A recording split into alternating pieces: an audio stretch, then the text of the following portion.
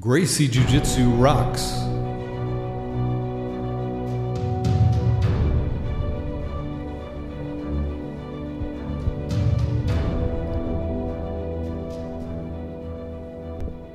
Welcome to the Gracie Jiu-Jitsu Rocks podcast, a podcast dedicated to Gracie Jiu-Jitsu and all things Gracie, including self-defense, competition, anti-bullying, women's self-defense and empowerment, nutrition, and most especially, the people involved in Gracie Jiu-Jitsu. This podcast is for the average Joe. It's for anyone who practices, trains, teaches, or just loves to talk about or hear about Gracie Jiu-Jitsu. We'll explore the lives of Gracie Jiu-Jitsu practitioners, how they got involved in the art, and what effect it's had on their lives. So buckle up and enjoy the ride.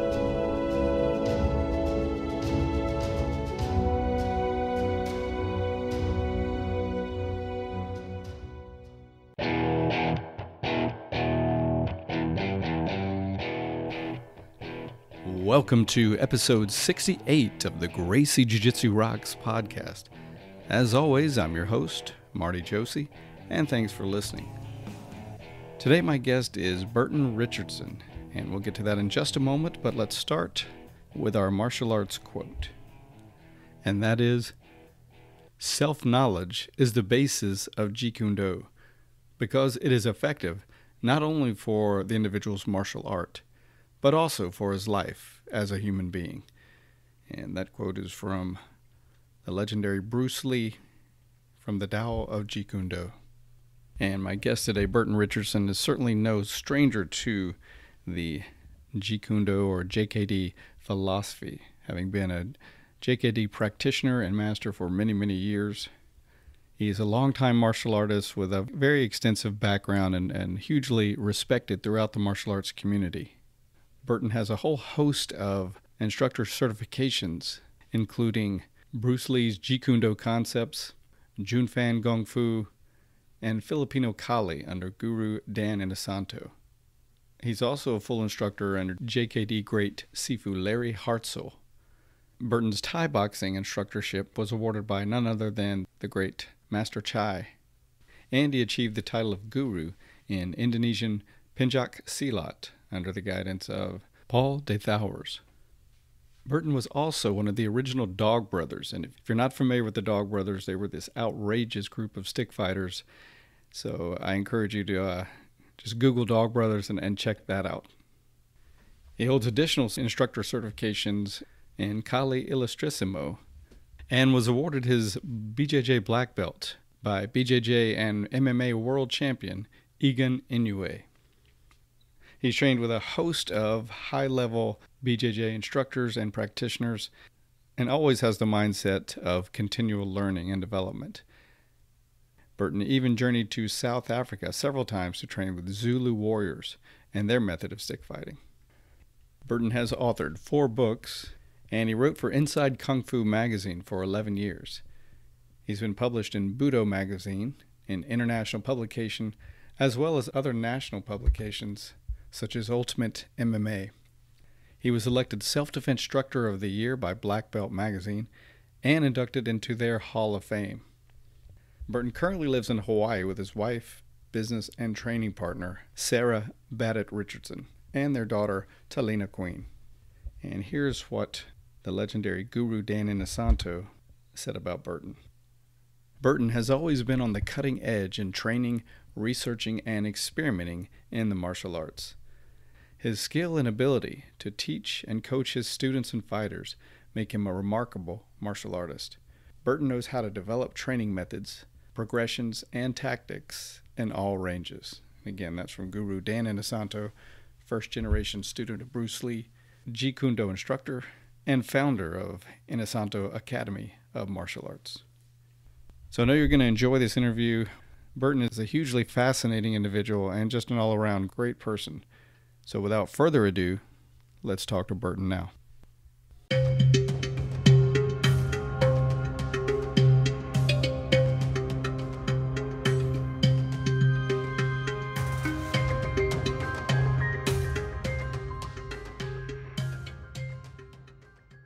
Okay, I'm speaking with Burton Richardson. So, Burton, thank you so much for speaking with me today. It is my pleasure. Thank you. I got to say, I'm honored to be speaking with you. I've been a fan of yours and your work for quite some time, so it really is a pleasure to be able to connect with you. I think you just called me old. If I did, I called myself old as well. It's okay to call someone else old if you're old too, right? Okay. I must say, I have people tell me sometimes on seminars or whatever, it's like, gosh, yeah, I was looking at your magazines when I was a little kid. I'm like, what does that mean? Yeah, I hear you. Well, I've been around a while too, so we're on the same page with that. How are things in fabulous Hawaii today? Fabulous, really. I mean, gosh, we made a move over here. It's been 18 years, actually almost 19 years, and gosh, that's been a really, really good move. So yeah, we enjoy it very much. Nice. Well, you've had a very long, well, I won't say very long because that makes you sound old. You've had an extensive and interesting background in history in the martial arts, Burton. And so if you would take us back to how it all started for you and what that kind of looked like. Sure. Well, first of all, my mother has a photo of me when I was about, I don't know, maybe 6 years old, 5 or 6, and I have this little plastic samurai sword in my hand. And I think that for whatever reason, I had just had an affinity for the martial arts.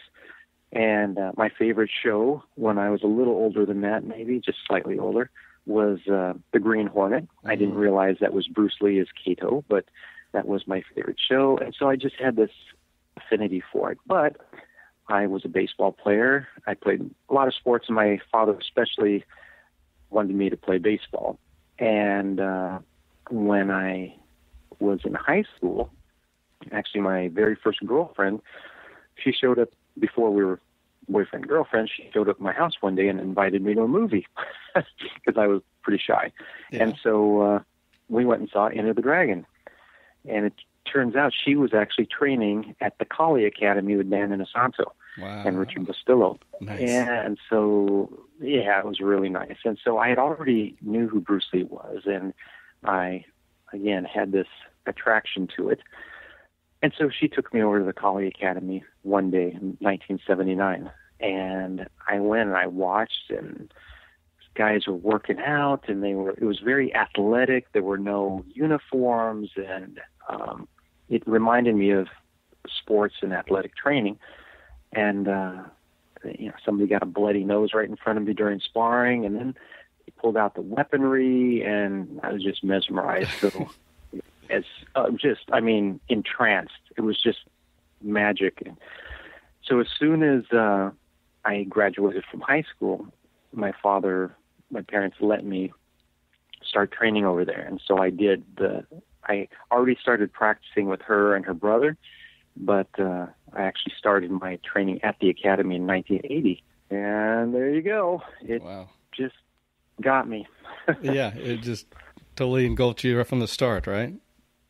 It did. So what was it like training at that academy, and then where did that progress to, Burton?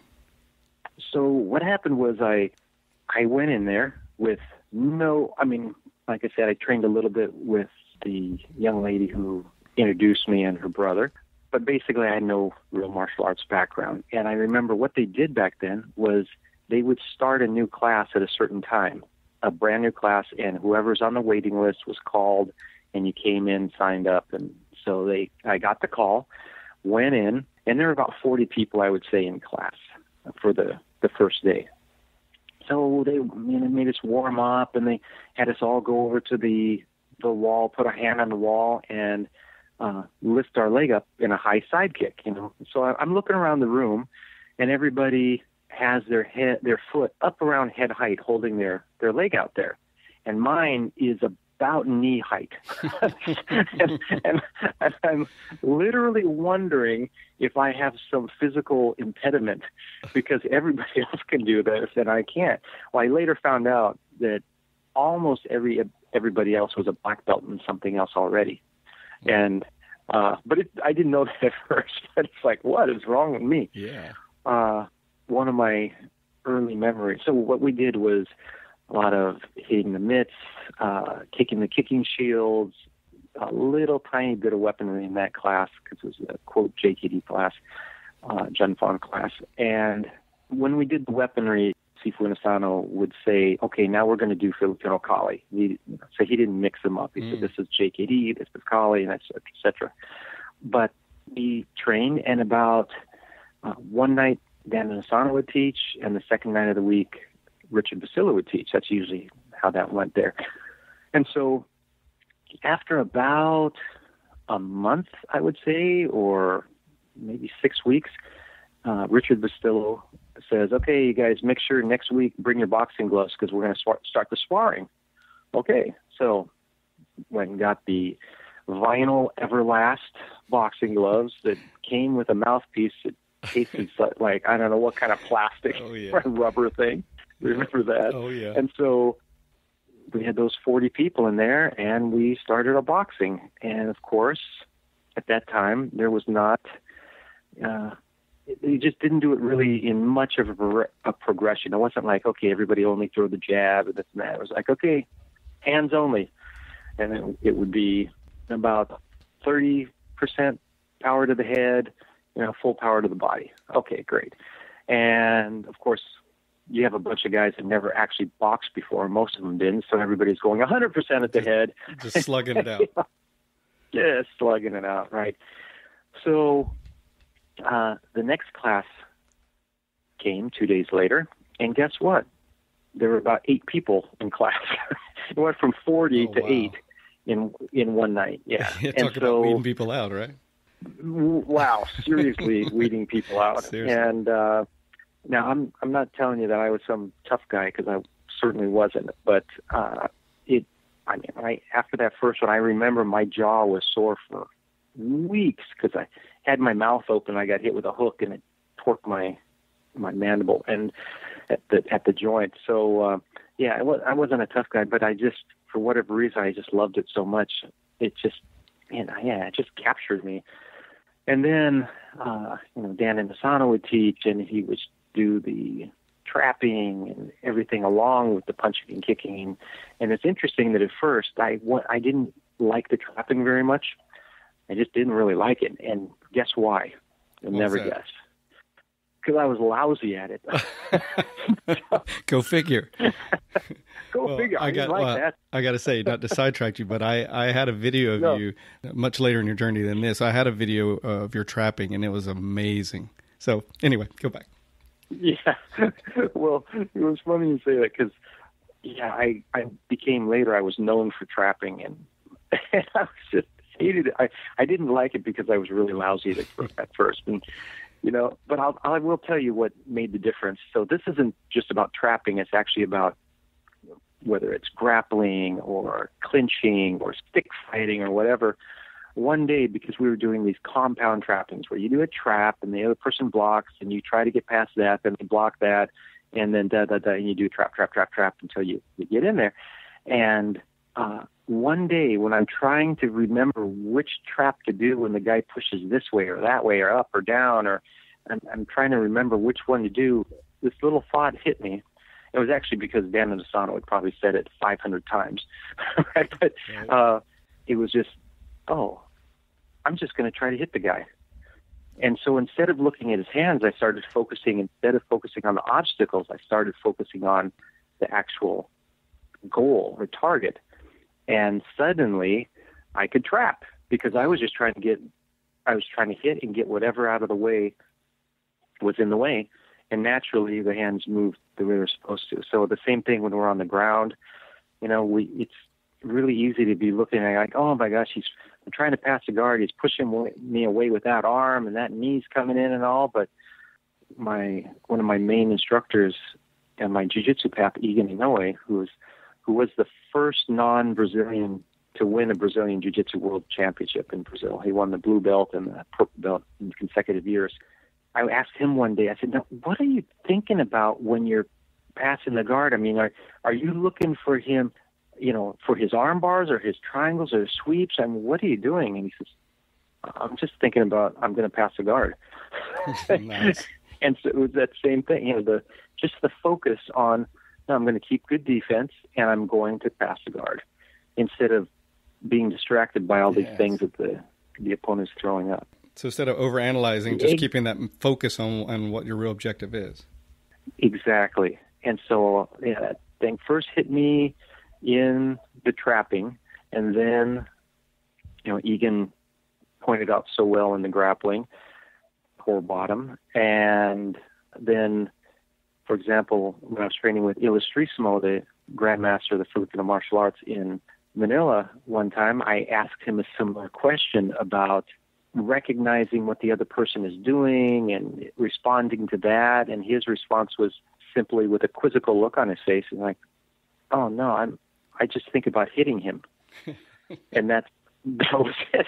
It's like, I'm just going to hit him. And that's actually really the basis of his whole system is he's basically walk forward and goes, okay, I'm going to hit you. And if you happen to try to hit me, I'm going to hit you first and then block what you were trying to hit me with and then hit you again. Wow. So beautiful. Interesting, just that focused mindset. Yes. Absolutely.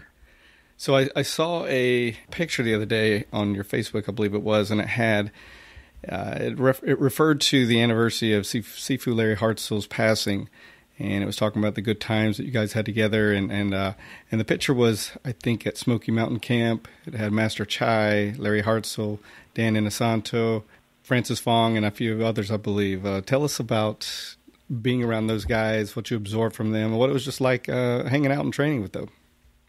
I would say truly the first thing that comes to my mind thinking about when I was able to actually be with Dan Inosanto and Larry Hartzell and just this whole crew at the same time really was kindness. I think the overriding fact, even though Larry Hartzell would put me in these excruciating, when he put me in the locks, it'd be just so excruciating the way he put it on.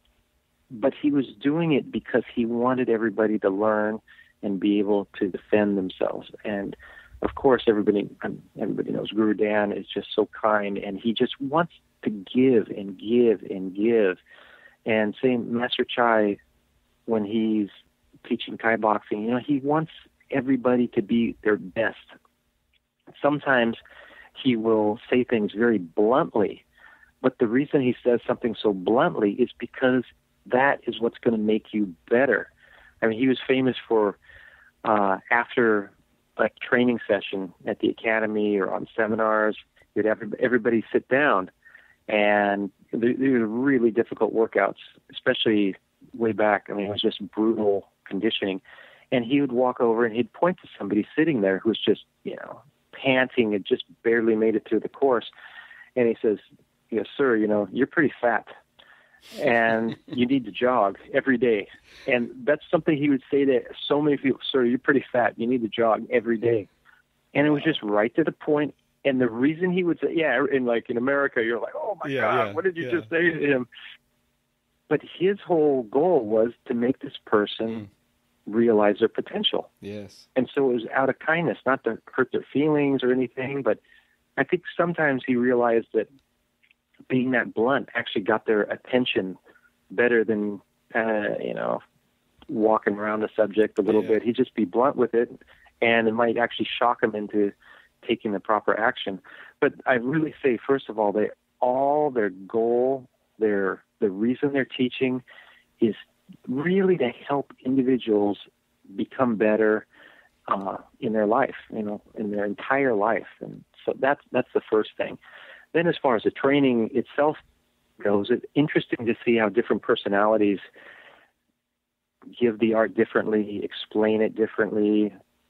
Guru Dan has such a vast knowledge of the arts and the culture behind the arts and the history that he gives all that out. And to me, it's so beautiful because he basically says, this is my interpretation, is that he basically says, I'm not sure what you want out of the art. You might want self-defense. You might want to learn more about your culture, or you might be interested in history. You might be interested in this particular type of movement for film, or maybe it's for actual fighting in the ring and this and that. And so he's like, here, I'm going to give it all to you. go ahead. You can have it all. And he trains so hard himself, so diligently. He's 80 years old, and to this day, he spends more hours training than I think almost all of his students. That's amazing. Very few of his students. It is amazing. 80 years old, and he goes from private lesson to private lesson that he's taking when he's in LA, and then on the weekend he flies out. I don't know how many. Even at 80 years old, I think he's doing something like 35 or maybe 40 seminars a year. Wow. On the weekend. And and he's just the example to follow, if you ask me. He's constantly researching. And throughout his career, I think this is interesting, since back in the 80s, he decided to bring Thai boxing into the academy.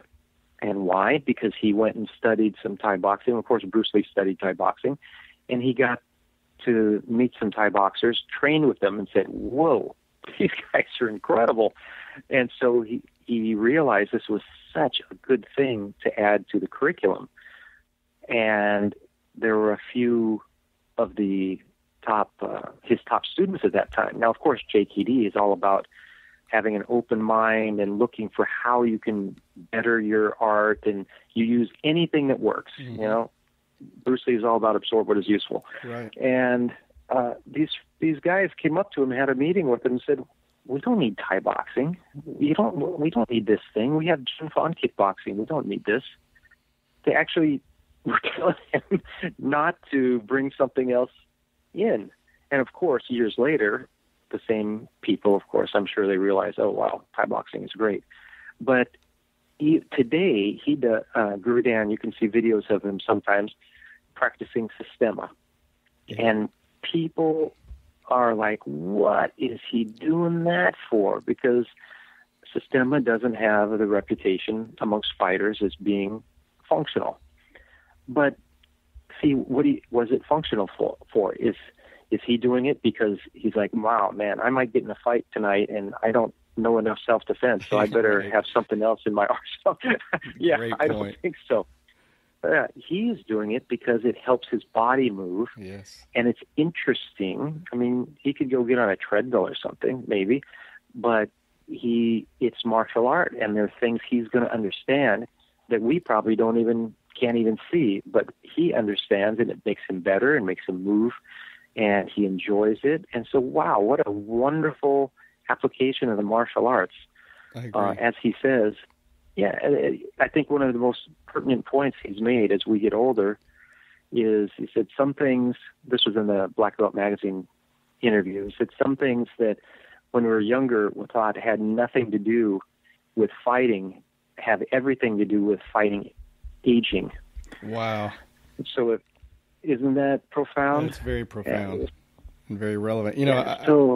I think he's probably the example. There's Helio Gracie comes to mind as well, of someone that really practiced on 2 years, and certainly an example too. But Guru Dananda Santo, just the consummate, always learning, always growing, always developing, and having that mindset of bringing in. A lot of people get fixed, as when they've achieved a certain skill level, a certain status, they want to kind of be the man. And he's shown time after time, how humble he is and how open he is to bring in things. And even with the example you just said, in this day and age, especially with the MMA mentality, a lot of people look at martial arts very narrowly and like, if it's not functional in this arena, what good is it? And the martial arts are so broad, and they have so many different not only applications, but benefits. And like you said, not everybody's looking for the same thing. So there's merit in so many parts and styles. And he truly sees that, and now is going with a path that can help him with the aging. And clearly it's working. So, man, kudos to him. Isn't it amazing? Yeah, he's just really, and gosh, like I said, so kind and generous. And can I just tell you a story about Dan and Assanto? Of course. Just a good, So I was up and comer, right? I was at every single class. I've got this thing when I do something, I do it all the way, right? And so he taught, I just counted it the other day. I think it was 18 classes per week let's see, 1, 2, 3, 4, 5, 6. That's right. He taught 18 classes per week in Los Angeles, and I was at every single class. Wow. So, yeah, I had a part-time job as a courier, so the hours were very flexible. So the daytime classes I went to, the evening classes I went to. So I was at every single class for years and years. And so he one day asked me if I could go with him on a seminar in England. And it was going to be a big seminar, and his wife Paula traveled with him as his assistant usually. And so he asked me to go as well, along with he and Paula. And so I said, well, gosh, let me think about it. Right. So, yeah, so I was very excited about that. My first trip overseas with him, and I assisted him with seminars in the United States. So went over there, did the whole thing. It was great. Stayed a few extra days to teach some private lessons and came back. Well, what I didn't realize is that he paid for my plane ticket, not the host. Out of his own, what he was earning there, he paid it. And you know why? Because he wanted the British martial artists to be exposed to me so that maybe I could go over there and end up teaching later. Wow. Just to help me. Yeah, that's amazing. Him. What a great person. Yeah.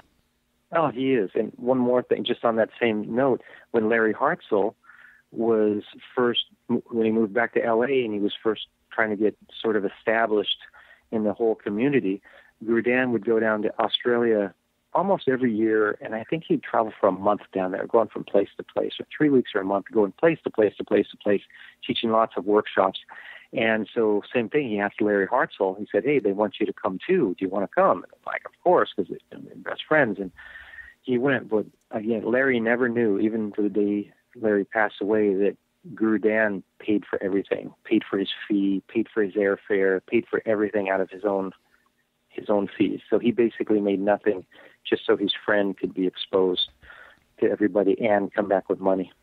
Wow. What an incredible giving individual. I mean, that's the true example there of being the kind of person that the world needs more of. That's it. You know, which goes well beyond the martial art. He's a leader. Yeah, for sure. Yes. Amazing, right? Yeah. Going back a little bit to, how open he was, do you think Bruce Lee was responsible for influencing him with that mindset? Obviously, Bruce was, ahead of his time and very open to new things and bringing in different things and kind of absorbing what is useful. And he ran into a lot of flack, obviously, with so many of the fixed mindsets, tradition style, don't ever change it, don't ever add anything. So with him being open to that, do you think how much of an impact do you think that had on Dan Inosanto? Yeah, I think it had a huge, huge impact because, first of all, I think, the mindset comes from being a fighter, having a fighter's mindset of not just doing martial arts, but actually trying to apply it. And when we apply it, that's the beautiful thing about jiu-jitsu, is people can apply the art against someone who's fighting back with very minimal risk of injury. And when you're doing kickboxing, you get banged up. If you're doing a striking art, whether it's karate or kajikembo or JKD or whatever it is, the striking, it really rattles you, and there's the black eyes and the broken noses and all that. So the beautiful thing about jiu-jitsu is you can do it and understand and get that fighting mentality, because what happens is all you care about is, how can I improve my performance here? What can I do to improve my performance against someone who's fighting back? And Bruce Lee, the basis of his training was sparring, because he was a fighter growing up. He fought in Hong Kong in the streets and even had a boxing match that he was getting beaten up by somebody that knew how to box better than him, but he ended up beating the guy on the guts. But it's all about applying it, and he would spar or fight a lot. In their training, Bruce Lee, I believe every class there was sparring. There was just lots and lots of sparring, because that's what Bruce Lee cared about, was applying the art under pressure. And so I believe that really influenced Guru Dan, because then you realize, well, if you want to be a better fighter or have a better understanding of how to apply this, you need different tools. And that's why Bruce Lee was bringing in different things. He first was very Wing Chun based, and he changed it a little bit and added some other elements. And then in America, he found that people that knew how to box, and he really added more boxing, and then the kickboxing and Thai boxing elements in there. And Bruce Lee's saying, he said, people are always going to want more technique until you make them spar. And I think that is the main thing. Bruce Lee, basically, when Dan Inosanto was asked by Ed Parker to take this guy around, this guy Bruce Lee, who's going to do a demonstration, Bruce Lee, of course, practiced with him, and Guru Dan said, hey, man, I couldn't touch this guy. I couldn't do anything. He just did whatever he wanted. And so that was very humbling, of course. And I think that might have been the spark right there. Like, wow, let's start researching this. And then because of Bruce Lee's influence, he was researching.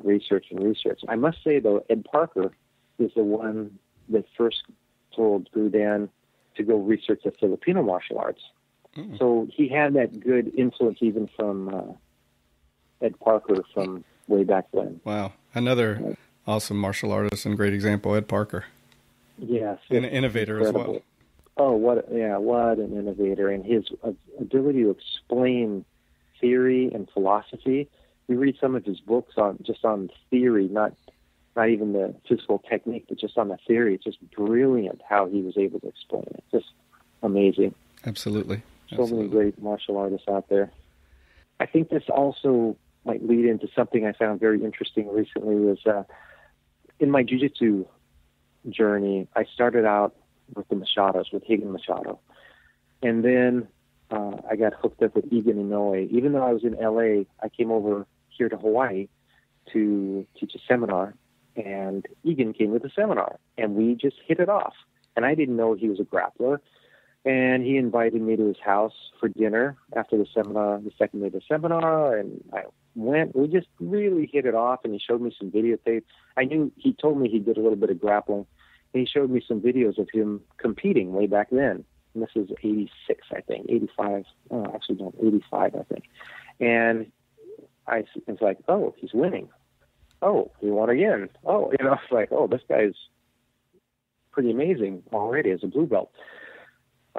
And so anyway, I started training with him, but then I also was training with, I trained with Chris Howder a lot at my school in Hermosa Beach, and then actually got my brown belt from Barrett Yoshida, who was a student of Egan, and got my black belt through Egan a little over 10 years ago. So the point being, Barrett Yoshida, who is just a phenom, just such an amazing grappler, amazing mind for training. He asked me recently, he said, because he knows my main emphasis really is the self-defense aspects. I love jiu-jitsu, just plain jiu-jitsu, rolling with no striking, no nothing. I'm just, it just absorbs me. But my main emphasis, though, is I want to make sure everybody knows how to apply their whatever art, let's say on the ground, jiu-jitsu, in a real self-defense situation when the priorities are different, because there may be a knife or a gun. You want to get up and get away. There's just often, not always, but this sort of thing. So he knows that's my main emphasis.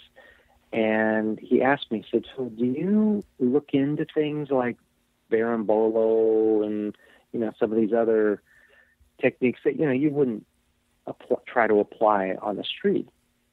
And I said, well, yes, I do, because first of all, it's interesting to understand. But second, what if in some weird scramble thing in a street situation, you got to like 3/4 of the way through a Berimbolo, you just ended up in that position? Well, you should be able to look and recognize, oh, hey, I'm really close to the back, actually, if I just grab his hip and I come up here, And Barrett's response was, I found very interesting. He says, oh, no prejudice. Because that's what we tend to do, is we from whatever our perspective is, we look at another martial art and we prejudge it. It's true. Just from our background, our point of view. We're like, yeah, that's no good, that's no good, that's no good. But Guru Dan is such a great example of having no prejudice and going in and saying, okay, what can I learn from this? Instead of from a distance saying, oh, that's no good, or that's good, or that's not. You go and try it yourself and say, what can I learn that's valuable for me here? You know, I don't know of anybody doing a berimbolo in MMA yet. Maybe it's happened, but I haven't seen it. But I think it's going to happen someday, or the understanding of it, people are going to get close to it. And that's just in a sport context, a very difficult sport context. But yeah, the point being that I think we should really do our best to not prejudge things until we really understand them. Because that, I'll tell you, in my background, starting in '79 and coming forward, the one thing that I look at that I wouldn't say a regret, but things where I go, gosh, why did I think like that? I shouldn't have been thinking like that, especially with the JKD mindset. Because, I tell you, you can get into JKD with the open mindset of being open to everything, and you can close your mind off so bad because you think you know better than everybody else because you're at the JKD. It's amazing. And I went through that myself many times when I would look at something, I would prejudge it. And then later I'd find out, and here's a very good example. I was training in the mid-'80s with Sensei Yori Nakamura, who's a shoot fighting instructor, just very, very good under Satoru Sayama.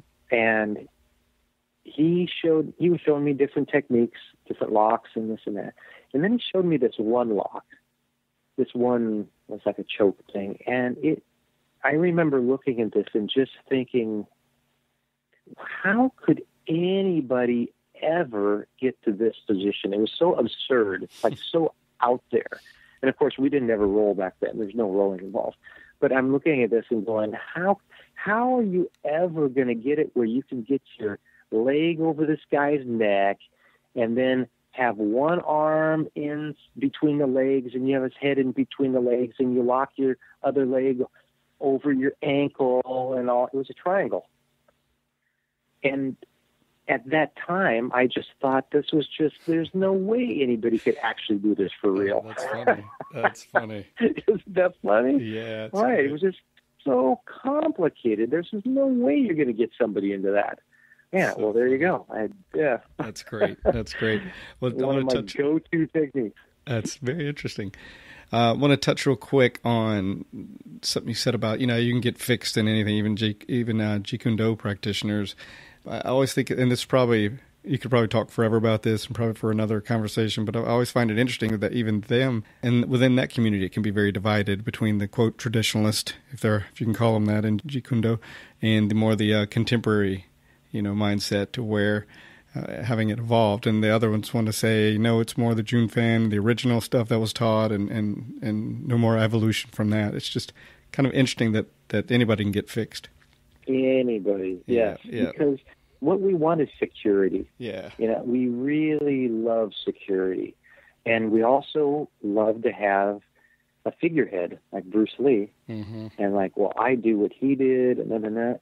But what's interesting to me is, and I have plenty of friends, and I get along with them just fine, and they only do, quote, original JKD. They don't do anything outside of JKD, and they, some of them tend to think that stuff that I do is ridiculous, that just has nothing to do with JKD or anything. It's not even functional. But what I always come back to is Bruce Lee, who is very intelligent and very deliberate in the way he thought about things, and he made a symbol for his art, and what he wrote around the symbol was using no way as way and having no limitation as limitation. Mm-hmm. There you go. There you go. That pretty much says it all, right? Pretty much says it all. Yeah. You don't just go, this is the way. you use whatever way, and you don't limit yourself. I even said about the name that don't make a big deal about it, right? Don't get caught up on the name, you know? Yeah. If you start making a big deal about it, throw it away, because it's not about the name of it. Yeah, he did regret, it seems that he regretted later coining a term for it, because it's beyond that. And that's really, I think, most people that train for a long time, we get to that point where we're like, yeah, you know, it's not a this or a that. It's really about developing yourself and then helping your students to develop so that they can be their own people. And again, I just, to me, the whole line comes back when you actually put each individual into the sparring and you do it safely. And so, you know, what I do it's interesting. I have 3 of my advanced students within the last month, 3 of them turned 60 years old. That's great. And they are kickboxing sparring, they are clinching, they are working on the ground and dealing with weapons. I mean, no problem, because when we do our kickboxing sparring, I have people put helmets on with a cage so that they can actually work the punching. I still don't have them hit hard because there's still concussion involved. Sure. And these guys have gone through battles before. They know what it's like to go hard, so they don't need to anymore. But they can go to their jobs the next day, and they're professionals, and work with their clients without having a black eye. But the point being that Bruce Lee was all about, you know, if you really, and even beyond Bruce Lee, this is the way it is. That's the thing. Sometimes people say, well, do you think Bruce Lee would have done this, or do you think Bruce Lee would have done that? And I can give an opinion, but what really matters is maybe he wouldn't have liked it. I don't know. But maybe he would have been wrong if he didn't like it. Right. So, I mean, he wasn't perfect. We have to do what we really find is best. And it's about the individual. If one of my students, one of your students, or somebody you train gets into a self-defense situation, we're probably not going to be there. You know, it's about them. It's not about them just learning some technique. It's about them being able to apply the technique for themselves. And as we know, like the Machados, I remember them saying several times that, you know, you don't train an elephant to fight the same way you train an eagle to fight. Different body types have to be trained differently, and that's why if you put people in sparring, they will end up adapting and finding what works best for them. That's true. And that's really what Bruce Lee was all about. It's just he spent so much time sparring that people who didn't spend that much time sparring couldn't figure it out. It just seems so foreign to them. But I think jiu-jitsu, people who do jiu-jitsu really understand a lot of times Bruce Lee's philosophy. Yeah, I agree. And because isn't it true? Yeah, I agree. And I think you can take your point about kind of individualizing and finding what's right for you, and you can apply it to anything. I mean, nutrition, you know, you could be a vegetarian, or you could be into paleo or whatever it may be, but those can serve as great frameworks for you. But you really need to, instead of just blindly across the board doing it, kind of know your body and experiment in what works best for you within that framework kind of thing. But let's shift gears a little bit just for time and get more into your jiu-jitsu. I believe you were actually first introduced, or at least had your first lesson with Rickson Gracie? I sure did. That was my very first lesson. One of my students, actually, a private student, said, hey, there's this guy, you should go check this guy out. And so I did. I set up a lesson, and I went over there, and he took me through a little jiu-jitsu, asked me what I wanted to do. I said, escape from the mount. So this was, when was this? This is probably 92, maybe? Something like that. Maybe 92, 93, somewhere around there. And so he showed me some things, and I was like, oh, wow, great. But you know what? Again, I didn't understand it well enough. I went in, and because of my background of learning a lot of things on the ground, I learned a lot of techniques, but we never, as Guru Dan says when he talks about Bruce Lee's grappling that he learned from Bruce Lee, and he said that they never contested it. So they would practice the technique, but they would never contest the technique. And so when I learned from Rickson the first time, it just kind of filed to me like, oh, more grappling techniques. So I didn't feel anything really special about it, which was totally on me, right? Totally on me, because he did roll around with me and taught maybe 2 minutes, right? And he, tapped me out a couple times, right? But it just didn't compute to me for some reason. And it wasn't until later when I actually started training and realizing, oh, I know all these techniques. At the Machados, they put me with a guy who had been training maybe 6 months, a white belt. And he said, okay, go ahead and roll with him. And I already taken maybe like 5 or 6 lessons from the Machados, privates, and I hadn't rolled yet. And they said, okay, why don't you go roll with him? So I probably outweighed the guy by 30 pounds, and he was a white belt 6 months and all, and I couldn't do anything. And I had this huge repertoire of locks from all my different training in the Filipino martial arts and Shuto in different aspects, and I couldn't do anything. And that's when it's like, oh, wow, that started my mind changing. Also, with my stick fighting, I had been, this is pertinent to Jiu-Jitsu, I'd done a lot of stick fighting, and I was supposedly really good. People thought I was really, really good. I went into a tournament, and I just got killed. I went into a second tournament, got killed again, because I didn't realize I wasn't training. Even though Guru Dan told me how to train, I didn't do it for fighting. I was doing the art. So with Jiu-Jitsu, it really, that first lesson with Rickson, I just didn't grasp it, and it's such a shame. But fortunately, we're still very good friends. Awesome. And you've trained with a lot of different people, like you mentioned, Egan and the Machado brothers, Rickson Gracie, Barrett Yoshida, Shiruto Verissimo, and Marcelo Garcia, to name a few. What do you think, I'm sure this is a difficult question, but what do you think had the biggest impact on your jiu-jitsu development? Boy, yeah, that's a big one. Interesting. Yes. I mean, because they all of them had such an influence. I think I would have to say, it's really hard to pick one, right? Sure. But I would say Egan is the one that really, really made me understand that I was horrible on the ground. He was the one that opened your eyes the most, it sounds like. Really made it clear, yes. Yeah. And he had a little group in his training in his garage here in Hawaii. And like maybe 4 guys total, I think. And so I flew over after I met him at that seminar. We arranged that I would teach him kickboxing, he would teach me grappling, and I stayed at his house. And so I got in there, and basically I was there for 3 weeks, and I just got crushed for 3 weeks. And when I say crushed, not, Egan is very strong, very physical.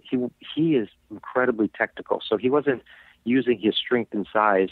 He was just through technique crushed me, and all his students just, okay, there were a couple of his students that were physically crushing me too. But yeah, I think that was the thing. And not just that portion of it, but since Egan is an elite athlete, he was the world champion racquetball player 2 times. The world champion is in the Guinness Book of World Records for racquetball for the fastest serve. I mean, he's an elite athlete. And the way we would train, not just the rolling, but the way we would drill was so scientific, so compartmentalized with Egan to hit everything. And then the conditioning on top of that, how hard he conditioned. I mean, he really put me back into an athletic mindset instead of learning martial arts for technique and it looked cool and, oh, look at all these things I can do.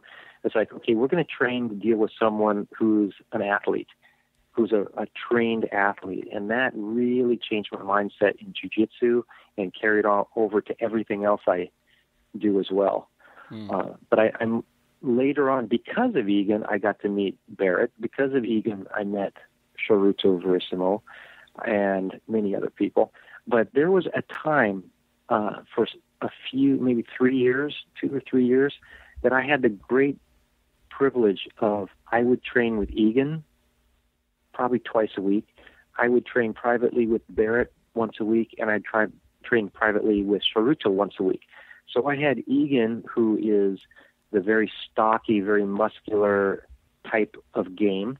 I had Barrett, who was the small, slender, incredibly flexible guy, and I had Shoruto, who was the tall, thin, and flexible guy. So I had all three different sorts of games that I was absorbing, and I got so much rolling with these guys. It's just amazing. But if I had to pick one, the major influence was definitely Egan. Well, what a great opportunity you had to have that relationship and absorb so much from him. And like you mentioned with the others, having that multifaceted encounter with different kinds of bodies really helped develop enormously, I'm sure.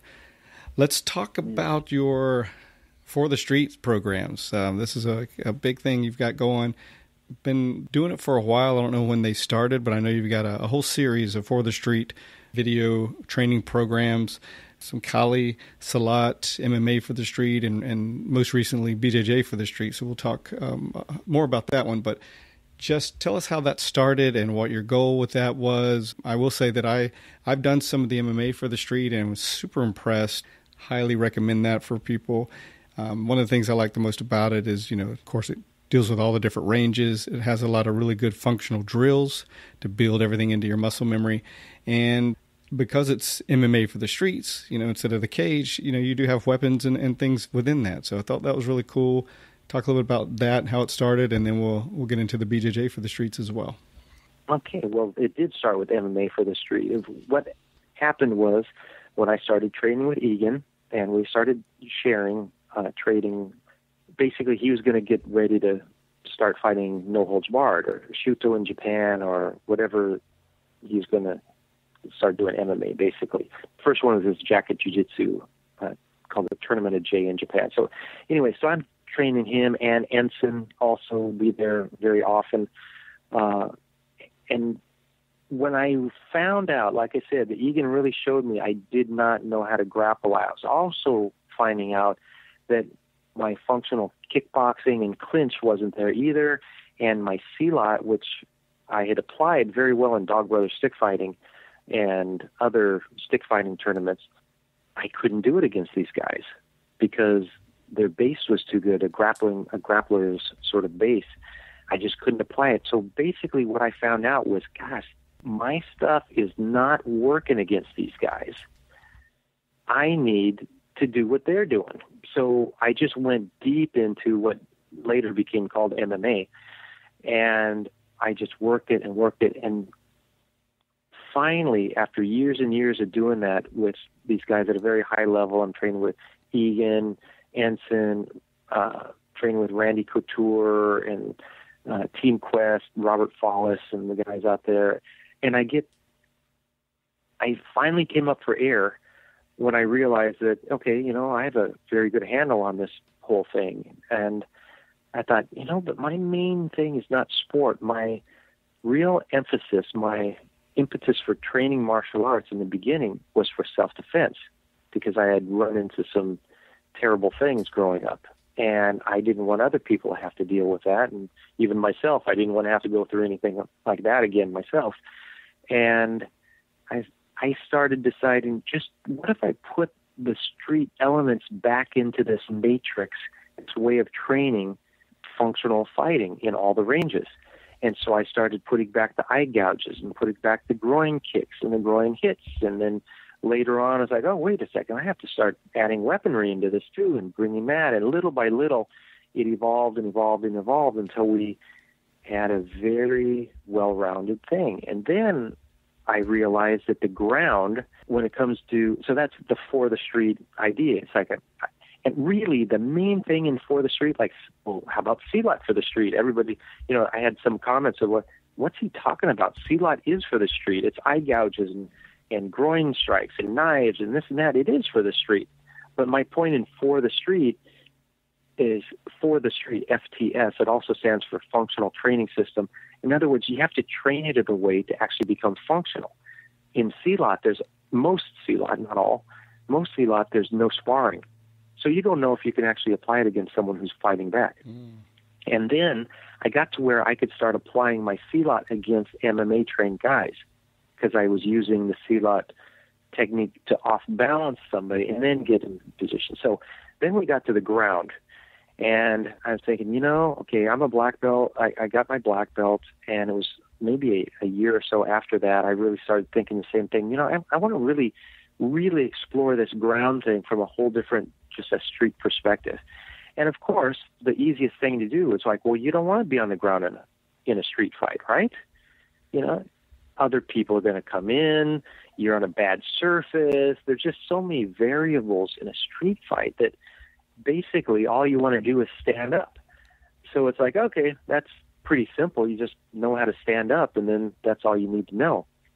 But then as better understanding comes, I realize there are other situations where, no, grappling is essential. For example, if you're in your house or you're in an office, you're in an enclosed environment, no one else is coming, it's you and the bad guy.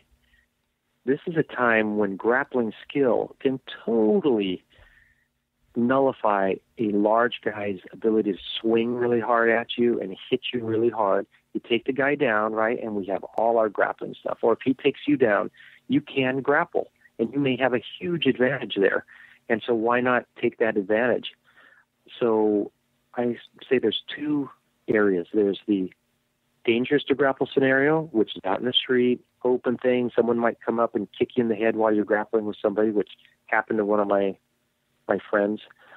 And there's the safe to grapple scenario where no one else is jumping in. It's just you and the other person. Also, if you Google Hawaii street fights, have you ever seen any of these videos? Yeah, it's been a while, but yeah.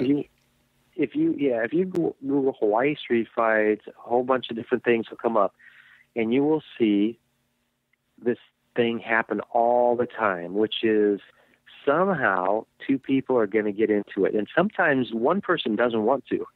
They would rather just go away, but they don't let them go away. And then the friends of the bad guy, of the aggressor, kind of make the circle, and now you're fighting. And guess what? Even though it's for the street, it's a street thing. If you high gouge the guy or kick him in the groin, those friends are going to jump you. But there's an etiquette that it's one-on-one. So you're in an MMA street fight now.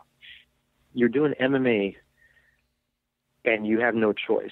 So that's why grappling with strikes without the eye gouges and the groin hits and all, but that's important as well. So there's these different compartments. And basically all I did is say, okay, hey, let's start doing this, and let's do the eye gouges, do the groin strikes in the grappling, wearing protection. We'll sometimes stow training, or very often stow a training knife or training pistol. Let's bring that out. And, after just doing it and rolling with it and rolling, you find that there's so much jiu-jitsu that is applicable, but you have to change your priorities. If I'm on top, okay, or say you're on top and you're half guard, you get your arm underneath the guy's head, you get the underhook on the other side, you clasp your hands together, and now you're going to start to pry that leg out and pass to side control. Okay. You could do that in an office with nobody around, so you could get to the mount and maybe take his back and choke him out, right? As you're doing that, though, that particular high percentage guard pass, half guard pass, his arm that's near your body, you have no control over it. You have an underhook on one arm, you have his head with your other arm, but the arm that's on the near side is totally free, and he can pull a knife or a gun, and you have no idea. You have no idea that he's pulling a weapon because you can't see it and you can't feel it. So when we assume that there's a weapon involved, you go to a different type of guard pass. It's usually a half guard pass that maybe is number 3 or 4 down the line in priority in regular grappling, becomes number 1 because you control both biceps. And then you walk your leg up and you push his leg down and you get to like a 3/4 mount. But you have to have control of the arms, hopefully tactilely, in other words, feeling it with your arms, or at least visually. When you're doing it, you have to see both arms. And if that hand starts to go into a waistband or in a pocket or something, that means he's pulling a weapon. And once that happens, you must know how to immediately control the arm in a way that, one, he's not going to be able to use the weapon, and two, he cannot transfer it to the other arm. There are a lot of ways to just grab the weapon arm and keep it from moving, but then he takes his other hand, just grabs it with the other hand, and now that weapon is free. So both of those criteria must be in place.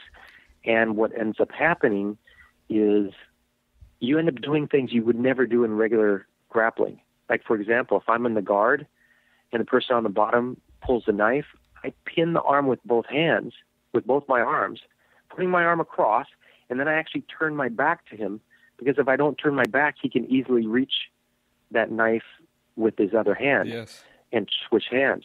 So I have to turn my back and totally give my back right there, which I would never. If I'm in somebody's guard, I'm just going to turn my back on them. That's going to happen. Right. But, right? So it's interesting how the priorities change. But, you know, gosh, you turn your back, you get the knife out, and then he's behind you, but you got the knife. Exactly. Not Priorities. to mention, you know, right, that's the priority. Not to mention, you know how to defend the choke because you grapple. Exactly. So it's really, to me, it's really interesting. No, I agree. I like, and when you were just talking about when it's safe to grapple and when not, I know you kind of lead off in the BJJ for the streets with that talk, or either soon into it, and it is very important, because there's some people who think there's never a time to go to the ground, and there's others who, you know, that's all we want to do. I don't think enough, jiu-jitsu practitioners see the value in just getting up, or train for getting up when they need to. And it's easy to say you'll get up if you have to or need to, but if you don't train it with someone, you know, putting a lot of pressure on you, it's an art itself, and you've got to train it.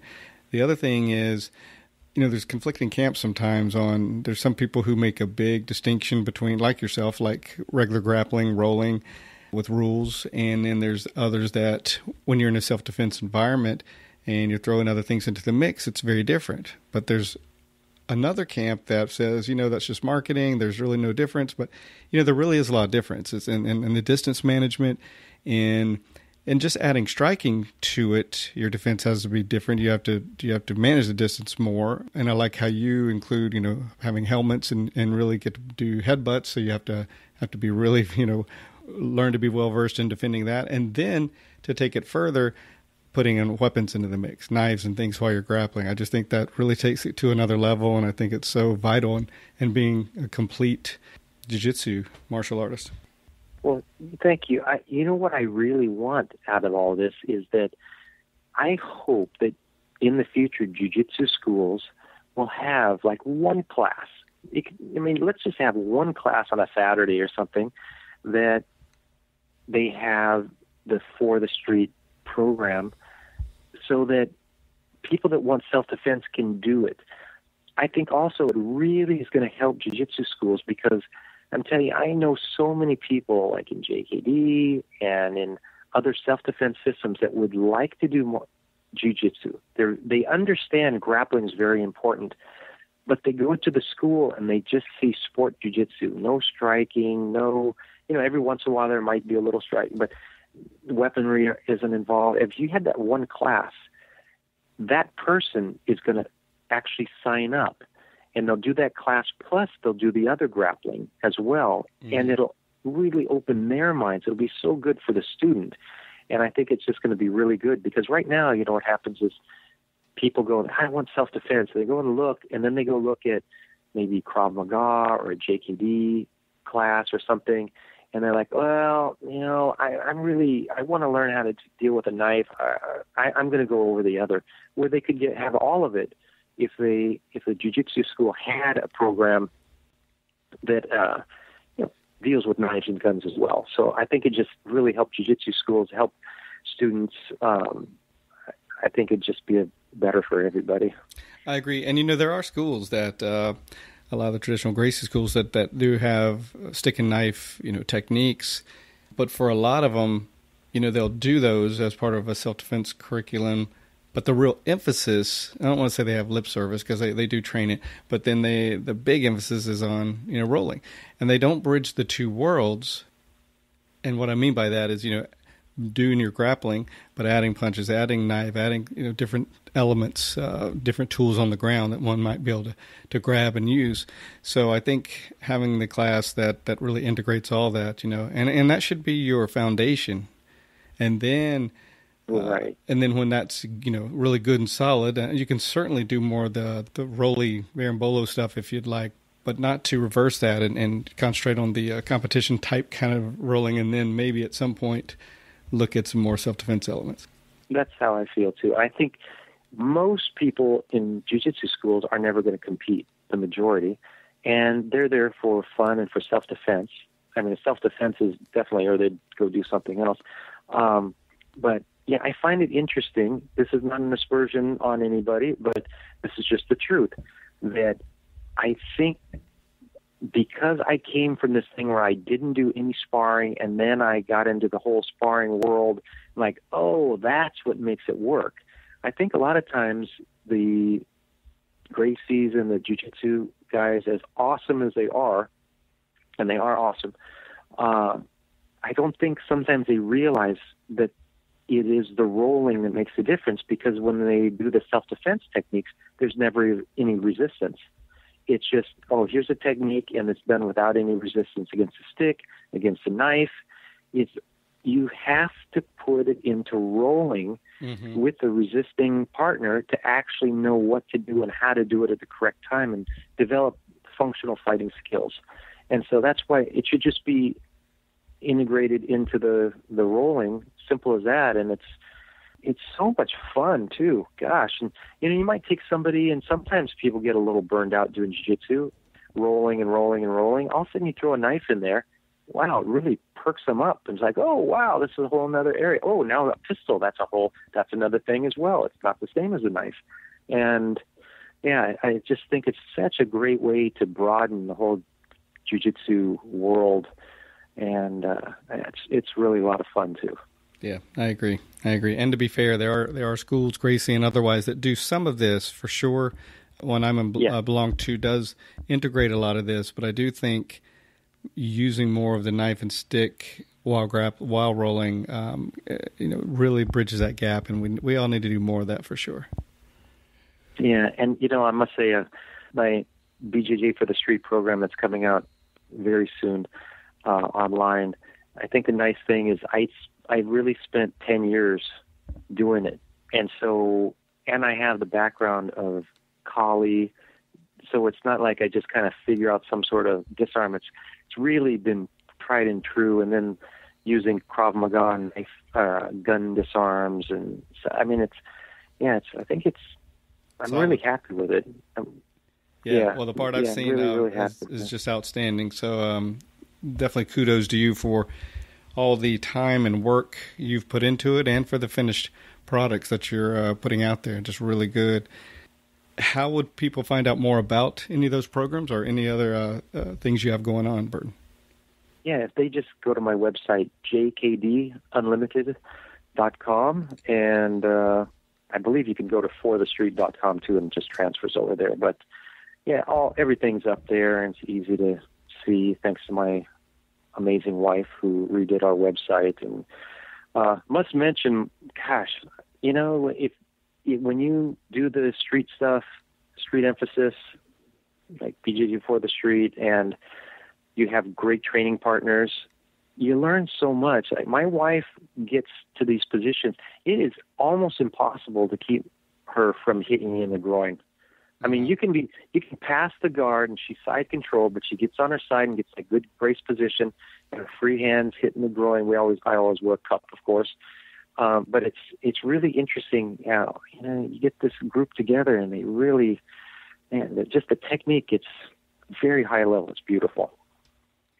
Well, I want to thank you for your time and sharing a lot of your insights and your journey with us, Burton. I really appreciate it. You're such a class act, and you've had such a positive effect on the martial arts community throughout the years. So what a great example you are, and I'm privileged to be able to talk to you today. Oh, it's very kind of you, but I will end with, positive.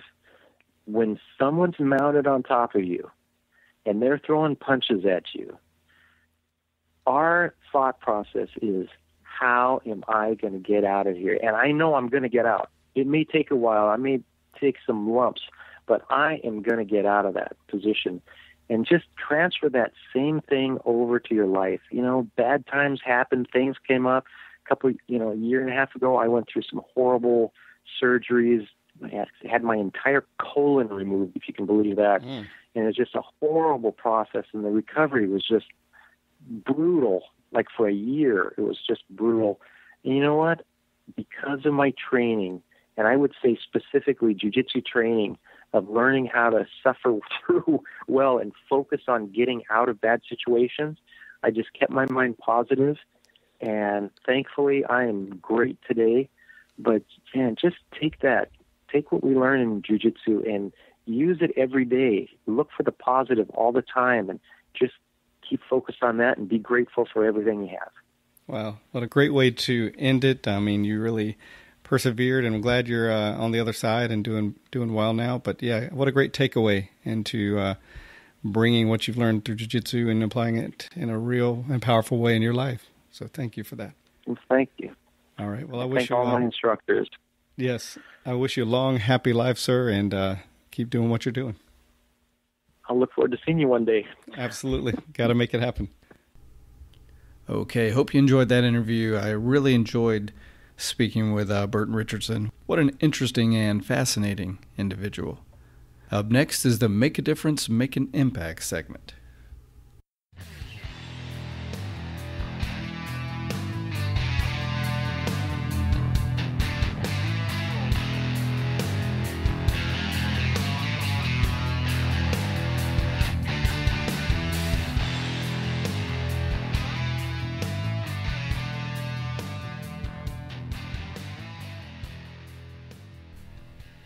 Time now for the Make a Difference, Make an Impact segment. Today's topic, leave your comfort zone. So our society encourages us to seek comfort. Most products and services advertised day and night are designed to make us more comfortable and less challenged. And yet only challenge causes growth. Only challenge will test our skills and make us better. Only challenge and the self-motivation to engage the challenge will transform us, and every challenge we face creates a more skillful self. When a butterfly has emerged, says Colin Wilson, it can never turn back into a caterpillar. So it's up to you to constantly look for challenges to motivate yourself. And it's up to you to notice when you're buried alive in a comfort zone. It's up to you to notice when you are spending your life in the image of the poet William Olson, quote, like a flower living under the wind, unquote. Use your comfort zones to rest in, not to live in. Use them consciously to relax and restore your energy as you mentally prepare for your next challenge. If you use them to live in and stay in forever, they become what rock singer Sting calls your soul cages. So break free, fly away, and leave your comfort zone. And that's going to do it for this edition of the show. As always, I thank you for listening. I appreciate all feedback, so if you have feedback, please don't hesitate to give it. If you have ideas for the show or for guests, please let me know about those. You can leave feedback on the website at www.graciejujitsurocks.com. You can also leave feedback on iTunes, and while you're there, make sure to rate the show. It helps us with our standing in iTunes. If you haven't liked us on Facebook or follow us on Twitter, please go ahead and do that. And don't forget to share the episodes on your Facebook and social media. Again, thanks again for listening, and until next time, this is Marty Josie, and I'll see you on the mat.